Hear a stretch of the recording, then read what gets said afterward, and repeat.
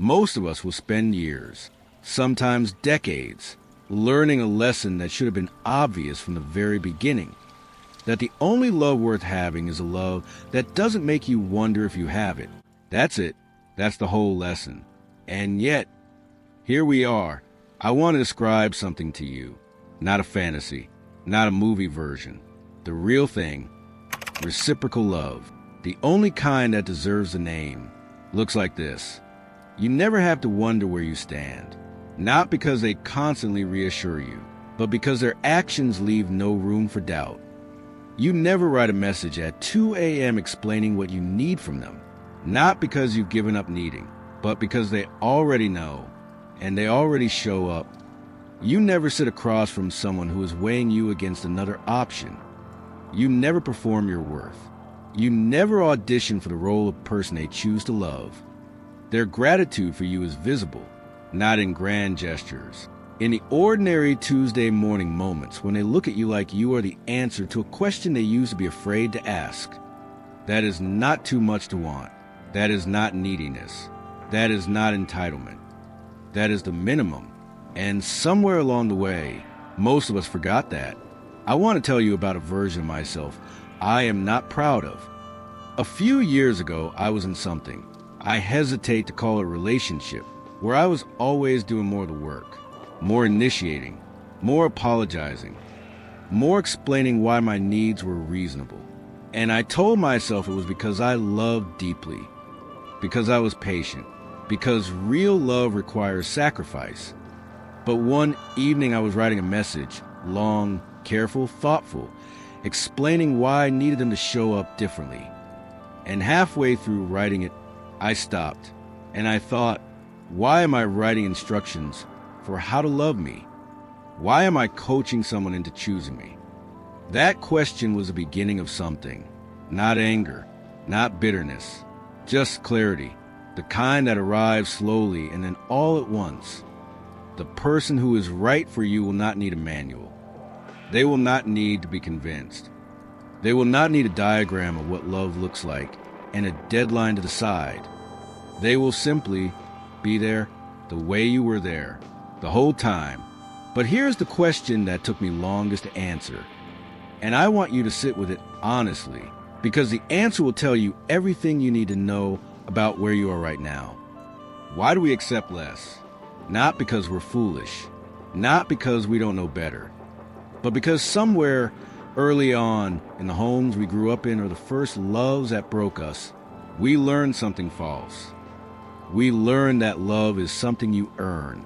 That to be loved, you must first convince someone you deserve it. That if they're uncertain, you just haven't proven yourself enough yet. That the right relationship is supposed to feel like work. And so we accepted the person who was still deciding weeks in, months in, still deciding while we waited, hoping, shrinking ourselves to fit into whatever space they offered. We accepted the text that took 3 days, the plans that were always almost made, the birthday that slipped their mind, the conversation about the future. They always found a way to change the subject on. We accepted being someone's option while making them our priority, being someone's comfort while they were someone else's desire, being so understanding of all the reasons they couldn't love us properly that we forgot.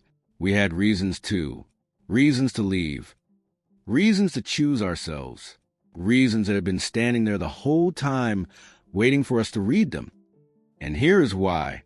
Proverbs 4 verse 23 says, "Guard your heart above all else, for it determines the course of your life." We didn't guard it. We handed it to people who hadn't earned the right to hold it, not because we were stupid, because we were taught, sometimes by the very people who were supposed to teach us better, that we were lucky to be chosen at all. So let me say some things clearly. Things you may already know, but have not yet given yourself permission to act on. If they are still deciding whether they want you, leave. Not after one more conversation. Not after you explain yourself better. Not after you give them one more chance to see what they're choosing to overlook. Leave. If you have had to explain more than once why your needs are reasonable. Leave. You should not have to make a case for being treated with care. If their effort appears only when they sense you pulling away, leave. That is not love rekindling. That is someone managing their loss. There is a difference. If you feel more like their therapist than their partner, if you carry their healing while yours goes unattended, leave. You can love someone deeply and still know they are not the right person to build a life with. If being with them consistently makes you feel like you are too much, leave. The right person will never make you feel like a burden for having needs.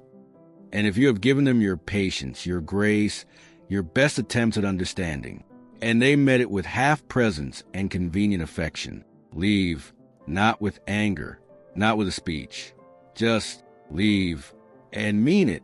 Here's the hardest thing to say, and the most important. The reason you stayed, for however long you stayed, was not weakness. It was a wound that told you that uncertain love was the only kind available to you. That being chosen fully was for other people. That the right relationship is supposed to feel like you're always slightly on trial. Some of us learned this in childhood. Some of us learned it in the first love that broke us before we knew what breaking was.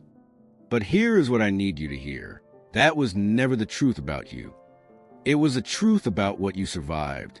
And surviving something is not the same as deserving it. You were never asking for too much. You were asking the wrong person. I want to ask you something, and I want you to be honest, not with me, but with yourself. Is there something in your life right now, or something in your past, that this video just named? A relationship where you were the only one pulling? A person you loved who made you feel like love itself was something you had to earn? You don't have to say everything. Just tell me what you're realizing right now. In the comments, whatever it is. This is a safe space. No judgment.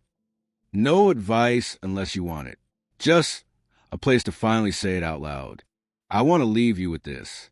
The love you are looking for, the real kind, the reciprocal kind, is not two people who never struggle.